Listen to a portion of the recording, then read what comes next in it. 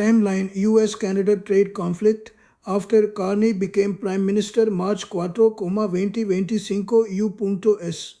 Action: The United States imposed 25% tariffs on Canadian goods, 10% tariffs on Canadian energy and potash exports. Impact: Canada exports huge quantities of oil, electricity, and potash fertilizer to the US, so these tariffs hit energy companies, mining sector, Western Canadian economy.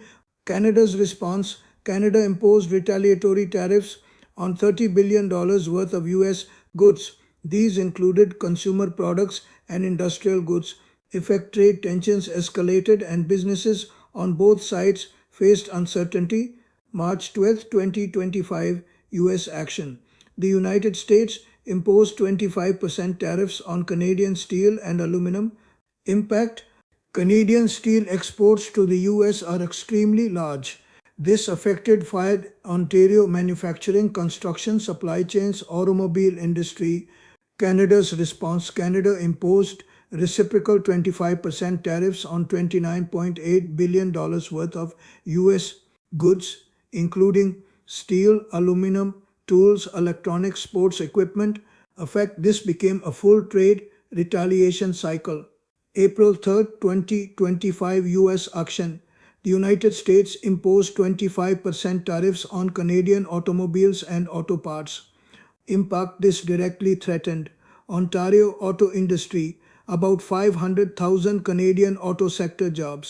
Canada's response: Canada imposed 25% tariffs on US vehicles entering Canada. Canada also launched programs to support auto workers and companies. Effect: North American auto supply chains became unstable. Mid-2025, Canada begins economic diversification. Prime Minister Mark Carney began pushing policies aimed at reducing economic dependence on the United States.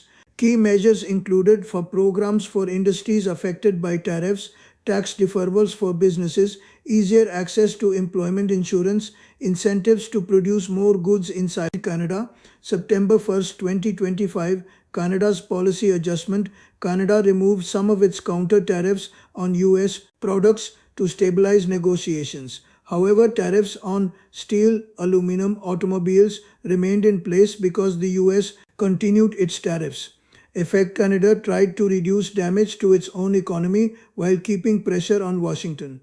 Late 2025. Industrial protection measures. The Canadian government launched programs to protect agriculture, support domestic biofuel production, strengthen supply chains, promote local manufacturing. These policies were part of a broader strategy to increase domestic production capacity. January 2026. New trade tensions. President Donald Trump threatened 100% tariffs on Canadian goods during escalating disputes over trade policies and global partnerships. Impact: businesses in sectors like auto manufacturing, steel manufacturing, supply chains became concerned about long-term investment. 2026. Canada expands self-reliance strategy. Canada accelerated several policies to reduce dependence on the US. Trade diversification. Canada signed or negotiated partnerships with India, Australia, Japan, Qatar, European Union to expand markets. March 2026. Arctic Defense Strategy. Canada announced a $35 billion Arctic defense expansion to strengthen national security and reduce dependence on US protection. The program includes new military bases, upgraded airfields, new logistics hubs.